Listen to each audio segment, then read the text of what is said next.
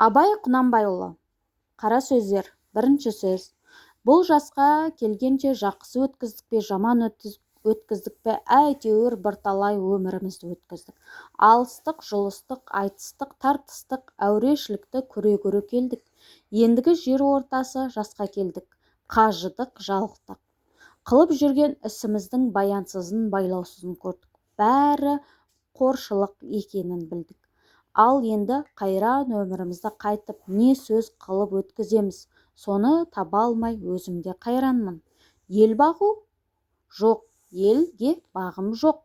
Бағусыз дертке ұшырайын деген кісі бақпаса, не албыртқан, көңілі басылмаған жастар бағамын демесе, бізді Құдай сақтасын. Мал бағу? Жоқ, баға алмаймын. Балалар өздеріне керегінше өздері бағар. Ендігі қартайғанда қызығын өзің түгел көре алмайтұғын, ұры залым тілемсектердің азығын бағып беремін деп қалған аз ғана өмірімді қор қылар жайым жоқ. Ғылым бағу? Жоқ, ғылым бағарда ғылым сөзін сөйлесер адам жоқ. Білгеніңді кімге үйретесің, білмегеніңді кімнен сұрарсың. Елсіз, күнсіз де кездемені жайып салып, қолына кезіп алып отырғаның не пайдасы бар? Мұңдасып шер тарқысар кісі болмаған соң, ғылым өзі бір тез қартайтұғын күйік. Сопылық қылып дін бағу? Жоқ, ол да болмайды. Оған да тыныштық керек. Не көңілінде, не күндер күнінде бір тыныштық жоқ. Осы елге, осы жерде не қылған сопылық? Балаларды бағу? Жоқ, баға алмаймын. Бағар едім, қалайша бағудың мәнісін де білмеймін. Не болсын деп бағам, қай елге қосайын, қай харекетке қосайын. Балаларының өзіне ілгері өмірінің, білімнің пайдасын тыныштықпен керерлік орын тапқаным жоқ. Қайда бар, не қыл дерімді біле алмай отырмын. Не бол деп бағам? Оны да ермек қыла алмадым. Ақыры ойладым, осы ойыма келген нәрселерді қағазға жаза берейін. Ақ қағаз бен қара сияны ермек қылайын. Кім-кім ішінен керекті сөз тапса, жазып алсын, я оқысын, я керегі жоқ десе, өз сөзім өзімдікі дедім де, ақыры осыған байладым. Енді мұнан басқа ешбір жұмысым жоқ. Екінші сөз. Мен бала күнімде естуші едім, біздің қазақ сартты көрсе күлуші еді. Енеңді ұрайын. Кең қолтық, шүлдіреген тәжік, арқадан үй төбесінен саламын деп қамыс артқан, бұтадан қорыққан, көз көргенде әке үке десіп, шығып кетсе қызын боқтасқан. Сарт-сұрт деген осы деп, ноғайды көрсе, оны да боқтап күлуші еді. Түйеден қорыққан ноғай, атқа мінсе шаршап жаяу жүрсе демін алады. Ноғай дегенше ноқай десеңші, түкке ыңғайлы келмейді. Солдат ноғай, қашқын ноғай, балашық ноғай деп орысқа да күлуші еді. Ауылды көрсе шапқан, жаман сасыр бас орыс деп. Орыс ойына келгенін қылады деген не айтса соған нанады. Ұзын құлақты тауып бер депті. Сонда мен ойлаушы едім, Құдай-ай, біз басқа халықтың бәрін антұрған жаман келеді екен, ең тәуір халық біз екенбіз деп, әлгі айтылмас сөздерді бір үлкен қызық көріп, қуанып күлуші едім. Енді қарап тұрсам, сырттан өтпеген егіні жоқ, шығармаған жемісі жоқ, саудагерінің жүрмеген жері жоқ, қылмаған шеберлігі жоқ. Өзінен өзі әуре болып, бірімен бірі ешбір шаһары жауласпайды. Орысқа қарамай тұрғанда қазақтың өлісінің ақиреттігін, тірісінің киімін сол жеткізіп тұрды. Әке балаға қимайтұғын малың кірелеп, сол айдап келіп тұрды ғой. Орысқа қараған соң да орыстың өнерлерін бізден олар көп үйреніп кетіпті. Үлкен байлар да, үлкен молдалар да, ептілік, қырмызылық, сыпайылық бәрі соларда. Ноғайға қарасам, солдатты да сол шыдайды, кедейлікке де шыдайды. қазаға да шыдайды, молда медресе сақтап дін күтуге де шыдайды. Еңбек қылып мал табуды да жөнін солар біледі. Салтанат әсем де соларда. Оның малдыларына, құзғын тамағына үшін бәріміз жалшы, біріміз қош ашулымыз. Біз ең байымызды сәнін шақшы, аяғын білән пытырақшыға қойған идан түгіл шық сасы қазақ деп үйінен қуып шығарады. Оның бәрі бірін-бірі қуып қор болмай, шаруа қуып, өнер тауып, мал тауып зор болғандықтан әсері орысқа айтар сөз де жоқ. Біз құлы күңі құрлы да жоқпыз. Бағанағы мақтан, бағанағы қуанған, күлген сөздеріміз қайда? Үшінші сөз. Қазақтың бірінің біріне қаскүнем болмағанның, бірінің тілеуін, бірінің тілеспей тұғынын, рас сөзі ақ болатұғының, қызметке таласқыш болатұғының, өздерінің жалқау болатұғының себебі не? Хамға ғаламға белгілі данышпан әлде қашан байқаған. Әрбір жалқау кісі қорқақ, қайратсыз тартады. Әрбір қайратсыз қорқақ мақтаншақ келеді. Әрбір мақтаншақ ақылсыз надан келеді. Әрбір ақылсыз надан арсыз келеді. Әрбір арсыз жалқаудан сұрамсақ өзі тойымсыз, өнерсіз, ешкімге достығы жоқ жандар шығады. Мұның бәрі төрт аяқты малды көбейтемін басқа ойының жоқтығының, өзге егін, сауда, өнер, ғылым солар секілді нәрселерге салынса, бұлай болмас еді. Әрбір мал іздеген малым көп болса, өзімдікі де балаларымдікі де малды болса екен дейді. Ол мал көбейсе, малшыға бақтырмақ, өздері етке, қымызға тойып, сұлуды жайлап, жүйрікті жайлап отырмақ. Қыстауы тарлар қылса, ақыры жеткендік, сыйы еткендік. Байлық қызметінен біреудің қыстауынан сатып алмақ, ептеп алмақ, тартып алмақ. Ол қыстауынан айырылған және біреуге тиіспек. Я болмаса, орынсыздығынан елден кетпек. Әр қазақтың ойы осы. Осылар біріне достық ойлай ала ма? Кедей көп болса, ақыры кем болар еді. Малдан айырылғандар көбейсе, қыстауы болар еді деп. Мен ананы кедей болса екен деп, мен мынаны кедей болса екен деп, әуелде ішімізден қас сағындық. Әрі беріден соң сыртымызға шықты. Жауластық, дауластық, партияластық. Осындай қастарға сөзім өтімді болсын деп, және де еппен мал жиюға күшім жетімді болсын деп қызметке болыстық, билікке таластық. Сонан соң не момынның баласы бөтен жаққа шығып, еңбек қылып мал іздемейді, егін сауданың керегі жоқ болады. Өз басын өзі осындай таласпен кісі көбейтеміз деп партия жиғандардың бүттін біреуіне ертең біреуіне кезекпен сатады да жүреді. Ұрылар тыйылмайды. Ел тыныш болса, оның ұрлығын ешкім сүймес еді. Екі ел жар болған соң, кім ант ішіп ақтап, арамдығын жақтап, сүйемін десе соған жақ болып сүйеніп, бұрынғыдай ұрлығын әлденеше есе асырады. Елдегі жақсы адамдардың бәрінің үстінен бекер, өтірік, шапты, талады деген әр түрлі іс көрсетіп арыз береді. Оған тергеу шығарады. Өтірік көрмегенін көрдім деуші күнәлар әлде қашан дайындап қойылған. Бағанағы жақсы адам сайлауда жарамасы үшін. Ол адам басын құтқармақ үшін жамандарға жалынса, оның да адамдарының кеткені. Егер жалынса, тергеулі сотты адам болып, ешбір қызметке жарамай, басы көтеруге түсіп өткені.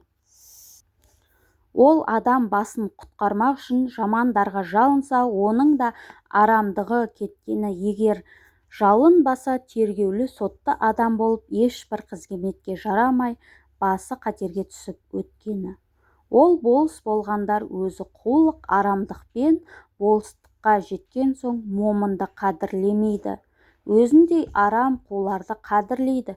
Өзіме дос болып жәрдем тиеді деп, егер қас болса, бір түрлі өзіме залал жасауға қолынан келеді деп.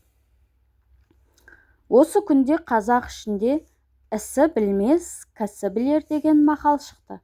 Оның мәнісі ісінің түзулігі жетпесін, кісінің амалшысы алайлығынан жетерсін деген сөз. 3 жылға болыс сайланады. Әуелгі жылы сені біз сайламадық па деп елдің бұғандағымен күн өтеді. 2-ші жылы кандидатпен аңдысып күн өтеді. 3-ші жылы сайлауға жақындап қалып, тағы болыс болып қалуға болар ма екен деп күн өтеді. Енді несі қалады? Осы қазақ халқының осындай бұзықшылыққа тартып, жылдан жылға төмендеп бара жатқанын көрген соң, менің ойыма келеді, халықтың болыстыққа салмаймын деген кісіні пәлен қадірлі орысша образование алған кісі болсын. Егер де орталарында ондай кісісі жоқ болса, яки бар болса, сайламаса болды. Бұл халыққа тек пайдалы болар еді. Оның себебі уәлі қызмет құмар қазақ балаларына образование беру де пайдалысы. 2-ші назначениемен болған болыстар халыққа міндетті түрде болмас еді. Ұлықтарға міндетті болар еді. Және назначение қылғанды тергеуге сұрайды. Барлығына қарамаса өтірік арыз берушілер азайар еді. Бұрынғы қазақ жайын жақсы білген жақсы адамдар айтыпты. Би 2 болса, дау 4 болады деп.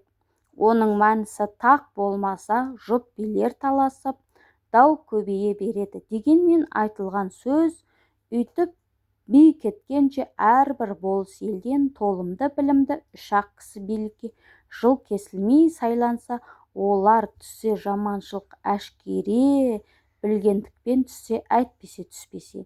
Ол билерге даугер адамдар қалмай, 2 кісінің билікке таңдап алып, үстіне бірі посредникке сайлап алып, бірі берсе соған да ынтымақтаса, алмаса бағанағы 3 бидің біреуін алып, яки жеребеймен сайлап алып жүгінсе, сонда дау ұзамай бітім болар еді. Көп күлкінің бәрін мақтағаным жоқ, оның ішінде бір күлкі бар-ау, Құдай жаратқан. Орнымен іштен, көкіректен, жүректен келмейді. Қолдан жасап, сыртымен бет-аузын түзеп, бай күлкінің әнін сәндеп, әдемілік үшін күлетін бояма күлкі. Адам баласы жылап туады, кейін өледі. Екі ортада бұл дүниенің рахатын қайда екенін білмей, бірін-бірі аңдып, бірлеріне бірі мақтанып, есіл өмірді ескерусіз, босқа жарамсыз қылықпен қор етіп өткізуде де, туылған күнде бір күндік өмірі бар малына сатып алуға таба алмайды. Қулық салмақ, көз сүзіп, тіленіп адам саумақ. Өнерсіз иттің ісі, әуелі Құдайға сыйынып, 2-ші өз қайратына сүйеніп, еңбегіңді сау еңбек қылсаң, қара жер де береді, құр тастамайды. 5-ші қара сөз. Көкірек толған қайғы кісінің өзіне билетпейді. Бойды шымырлатып, буынды құртып, яки көзден жас болып ағады, я тілден сөз болып ағады. Қазақтар, Құдай, жас баладай қайғысыз қыла көр деп тілек тілеген өзім көрдім. Онысы жас баланың көрі өзі есті кісі болып, ескермес нәрсені жоқсып қайғылы кісі болғансы ғана. Қайғысы не десең мақалдарына тыңырсып, әуелі түстік өмірің не болса күндік мал жина. Өзіңде жоқ болса, әкеңде жат. Мал адамның бауыр еті. Малдың беті жарық, малсыздың беті шарық. Ер азығы мен бөрі азығы жолда, ердің малы елде, еркіндікте қолда. Берген перде бұзар, алаған қолын берген. Мал тапқан ердің жазығы жоқ. Байдан үмітсіз, Құдайдан үмітсіз. Қарның ашса қаралы үйге шап. Қайраны жоқ көлден без, қайыры жоқ елден без деген осынау сөздерді көп есепсіз толып жатыр. Бұл мақаладан не шықты? Мағлұм болды, қазақ тыныштық үшін, ғылым үшін, білім үшін, әділет үшін хам жемейді екен, мал үшін хам жейді екен. Бірақ ол малды қалайша табуды білмейді екен, бар білгені малдыларды алдап алмай-ақ яки мақтап алмақ екен. Бермесе орнымен жауласпақ екен. Малды болса әкесін жаулауды да ұят көрмейді екен. Әйтеуір ұрлық, сұмдық, тіленшік соған ұқсаған қылық қайсын болса да қылып жүріп мал тапса жазалы демесек керек екен. Бұлардың жас баланың ақылынан несі артық? Бір жас бала қызыл ошақтың қорқушы еді, бұлар тозақтан да қорықпайды екен. Жас бала ұялса жерге ене жазушы еді, бұлар неден болса да ұялмайды екен. Сол ма артылған? Қолымыздағыны үлестіріп таласпасақ бізде, өзіндей болмасақ безеді екен. Іздеген еліміз осы ма? 6-шы сөз. Қазақтың бір мақалы өнер алды бірлік, ырыс алды тірлік дейді. Бірлік қандай елде болады? Қайтсе тату болады, білмейді. Қазақ ойлайды, бірлік ат ортақ, ас ортақ, киім ортақ, дәулет ортақ болса екен дейді. Олай болғанда байлықтан не пайда, кедейліктен не залал? Ағайын құрымай мал іздеп не керек? Жоқ, бірлік ақылға, бірлік малға, бірлік емес. Малыңды беріп отырсаң, атақты басқа, діні басқа, күні басқалар да жалданып бірлік қылады.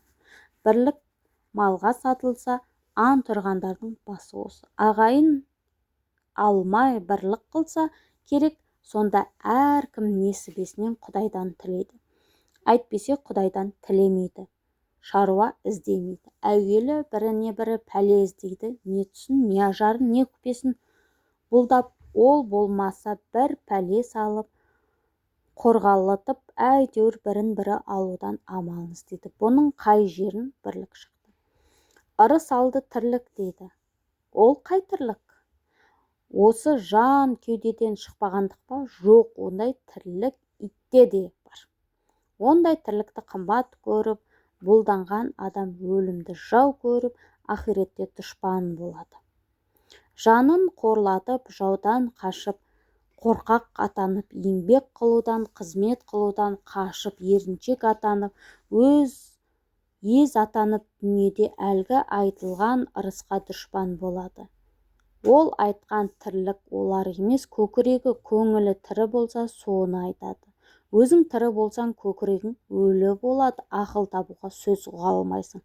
Адал еңбекпен ерінбей жүріп, мал табуға жігер қыла алмайсың. Кеселді жалқау қылжақпас, әзір тамақ, әзір ас. Сыртың пысық, ішің нас, артың ойлап ұялмас. Болып жүріп тірімін де, онан да Алла жіберген ақ бұйрықты өлімнің өзі артық. 7-ші сөз. Жас бала да анадан туғанда екі түрлі мінезбен туады. Бірі ішсем, жесем, ұйықтасам деп туады. Бұлар Тәңірдің құмары болмаса, тән жанға қонақ үй бола алмайды. Хам өзі өспейді, қуат жатпайды. Біреуі білсем екен демелік. Не көрсе соған талпынып, жылтыр-жылтыр еткен болса, оған қызығып, аузына салып, дәмін татып, қарап, тамағына, бетіне, басын қарай, сырнай керней болса, даусына ұмтылып, оның ер жеткендігіне ит үрсе де, мал жуса да, біреу күлсе де, біреу жыласа да, тұра жүгіріп, ол немене, бұл немене деп, ол неге үйтеді, бұл неге бүйтеді деп, көзі көрген, құлағы естігеннің бәрін сұрап тыныштық көрмейді. Мұның бәрі жан құмары, білсем екен, көрсем екен деп, үйренсем екен деген. Дүниені көрінген, хам көрінбеген сырын түгендеп, ең болмаса дәнелеп білмесе арамдықпен орны болмайды. Оны білмеген соң ол жан адам жаны болмай хайуан жаны болады. Әзелде Құдай тағала хайуанның жанынан адамның жанының ірі жаратқан. Сол әсерін көрсетіп жатқаны. Сол қуат жетпеген, ми толмаған, мисыз бала күндері бұл немене, ол немене деп әр нәрсені сұрап білсем дегенде ұйқы тамақ есімізден шығып кететұғыны, құмарымызды ер жеткен соң ақыл кіргенде орнын тауып ізденіп, кісінің тауып сұранып, ғылым тапқандардың жол неге салмайды екенбіз. 8-ші қара сөз. Біреу болыс, біреу би. Осы ақылды кім үйренеді, насихаттайды кім тыңдайды? Олардың ақылын үйренейін, насихатын тыңдайын деген ой болса, ол орынға сайланып та жүрмес еді. Олар өздері үздік қимылсыз, өздеріміз біреуге үлгі беріп, ақыл айтарлықпыз деп санайды. Өздері түзеліп жеткен, енді елді түзелігі ақ қалған. Ол не қылып тыңдасын, және тыңдайын десе де қолы тиме. Басында өзіндік жұмысы бар.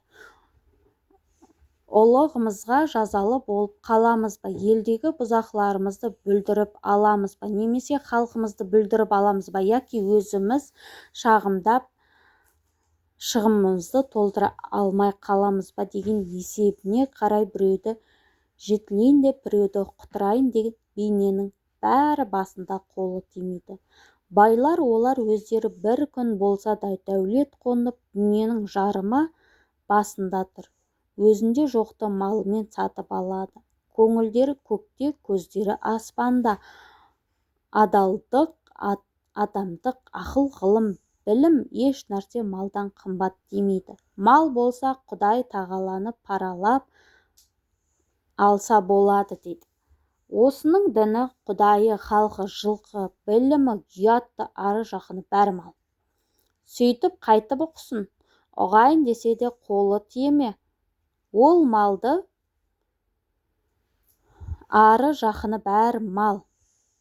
Суармақ, тойғызбақ, саудасын жиғызбақ, күзет түрмек, бақтырмақ, ұры, бөрі, қыс, суық, сұғанақ солардың сақтанбақ. Солардың сақтарлық кісі таппақ.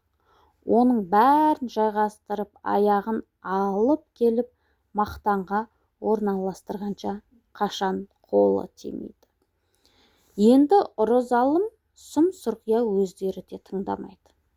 Онша-мұнша қой жүнді қоңыршалар күнінде көре алмай жүр. Аналар анандай болып тұрғанда білім, ғылым, ақылды не қылсын? Және де білім, ғылым кедейге керегі жоқтаяқ. Бізді не қыласың, ана сөзді ұғарлықтарға айт дейді. Оның өзгемен ісі жоқ, ана адамның үшеуіндей болып жанын осындайда ешбір қайғысы мұңы болмаса керек. 9-ші қара сөз.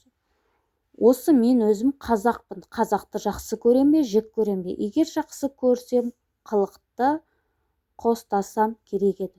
Уә, әрнешілік бойларынан адам жақсы көрерлік, көңілге тияна қыларлық бір нәрсе тапсам керек еді. Соңы не үміт үзбекке, не осыны болмаса, мұнысы бар ойы деп көңілге қуат қылуға жарасам керек еді. Ондайым жоқ. Егер жек көрсем, сөйлеспесем, мәжілістесе, сырлас, кеңестас болмасам керек еді. Тобына бармай, не қылды, не болды демей жату керек еді. Ол мүмкін болмаса, бұлардың ортасынан көшіп кету керек еді. Бұларды жөндеймін деуге, жөнделер, үйренер деген үмітте жоқ. Біреудің бұлардың бірі де жоқ. Бұл қалай айтқан бәрін таппай болмасады. Мен өзім тірі болсам, анық тірі емеспін. Әшейін осылардың ызасынан ба, өзіме ыза болғанымнан ба, яки бөтен бір себептен бе, еш білмеймін. Сыртым сау болса да, ішім өліп қалды. Ашулансам ызалана алмаймын, күлсем қуана алмаймын. Сөйлегенім өз сөзім емес, күлгенім өз күлкім емес, бәрі де әлдекімдікі. Қайратты күнімде қазақты қиып бөтен жаққа кетпек түгіл өзін жақсы көріп, үміт етіп жүріппін. Қашан әбден біліп, қиып бөтен жаққа кетпек түгілі өзін жақсы көріп, үміт етіп жүріппін. Қашан әбден біліп, үмітімді үзген кезде өзге жаққа барып, жатты өз қылып, үйір боларлық қайрат жалын сөніп те қалған екен. Сол себептен бір жүрген қуыс кеудемін. Тегінде ойлаймын, бұл да жақсы. Өлер кезде әттеген-ай, сондай-ау қызықтарым қалды-ау деп қайғылап болмай, алдыңғы тілеу болмаса, артқа алаң болмай өлуде. 10 қара сөз. Біреулер Құдайдан бала тілейді. Ол баланы не қылады? Өлсем орнымды бассын дейді. Артымнан Құран оқысын дейді. Қартайған күнімде асырасын дейді. Осыдан басқасы бар ма? Балам орнымды бассын демек не сөз? Өзіңнің қалған дүниеге иесіз қалар дейсің бе? Қалған дүниенің қамын сен жеп пе едің? Өліп бара жатсаң да өзгеден қызғанып айтқаның ба? Өзгеге қимай тұғын сенің не қылған артықша орның бар еді. Баланың жақсысы қызық, жаманы күйік, не түрлі боларын біліп сұрадың. Дүниеде өзіңнің көрген қорлығың аз болды ма? Өзіңнің қылған иттің аз болды ма? Енді бір бала туғызып, оны да ит қылуға, оны да қорлық көрсетуге мұнша неге құмары болдың? Артымнан бала Құран оқысын десең, тірлікке өзіңнің жақсылық қылған кісің көп болса, кім Құран оқымайды? Егер жаманшылықты көп қылған болсаң, баланың оқыған Құраны сені неге жеткізеді? Тірлікте өзінің өзіне қылмаған істі өлген соң балаң кәсіп қылып бере ала ма? Ақирет үшін бала тілегенің, балам жасында өлсін дегенің. Егер де ер жетсін десең, өзі ер жетіп ата-анасын тұзақтан құтқарарлық. Ондай баланы сендей әке, сен еліңдей ел асырап өсірмек бекен. Қартайғанда асырасын десең, ол да бір бос сөз. Әуелі өзің қаруың қайтарлық қартаюға жемісің жоқ па? Екінші балаң мейірімді болып, асырарлық болып туа ма жоқ па? Үшінші малың болса, кім асырайды? Малың жоқ болса, қай асырауға толымды болады? Баланың мал табарлық болары, мал шаруашылық болары, ол да екі талай. Қош Құдай тағала бала берді, оның өзін жақсы асырай білесің бе? Білмейсің. Әуелі өз күнәңді өзің көтергеніңмен тұрмай, баланың да күнәсін тағы ортақ қыласың. Әуелі баланы өзіңнің алдайсың. Әне, оны әперем, мұны әперем деп. Басында балаңды алдағаныңа бір мәз боласың. Соңында балаңды алдамшы болса, кімнен көресің? Боқта деп біреуді боқтатып, кәпір қияңқы осыған тимеңдерші деп оны мазақтандырып, әбден тентікке үйретіп қойып, сабаққа бергенде молданың ең арзан іздеп хат таныса болды деп, қусым бол деп, пәленшенің баласы сені сыртыңнан сатып кетеді деп, тірі жанға сендірмей жат мінез қылып, осы ма берген тәлімің? Осы баладан қайыр күтесің бе? Және мал тілесіңдер, не керек қылайын деп тілейсіңдер. Әуелі Құдайдан тілемейсің. Тілейсің, Құдай берді, бергенін алмайсың. Құдай тағала саған еңбек қылып мал табарлық қуат берді. Ол қуатты адал кәсіп қыларлық орынға жұмсамайсың. Ол қуатты орнын тауып, сарып қыларлық білерлік ғылым берді. Оны оқымайсың. Ол ғылымда оқыса ұғарлық ақыл берді. Қайда жібергеніңді кім біледі? Ерінбей еңбек қылса, түңілмей іздесе, орнын тауып істесе, кім бай болмайды? Оның саған керегі жоқ. Сеніңкі біреуден қорқытып алсаң, біреуден жалынып алсаң, біреуден алдап алсаң болғаны, іздегенің сол. Бұл Құдайдан тілеген емес, бұл абыройың, арын сатып адам жаулағандық, тіленшілік. Хош, сөйтіп жүріп-ақ таптың, байдың. Сол малды сарып алып ғылым табу керек. Өзің таба алмасаң, балаң тапсын. Ғылымсыз ақирет те жоқ, дүние де жоқ. Ғылымсыз оқыған, намаз тұтқан, ораза қылған хаш әрбір ғибадат орнына бармайды. Ешбір қазақ көрмедім, малды иттікпен тапса да адамшылықпен жұмсаған. Бәрі де иттікпен табады, иттіктен айырылады. Бейнет күйігі, ызасы сол үшеуінен басқа еш нәрсе бойында қалмайды. Бойында баймын деп мақтанады, жолында маған да баяғы мал бітіп еді деп мақтанады. Кедей болған соң тағы қайыршыға түседі.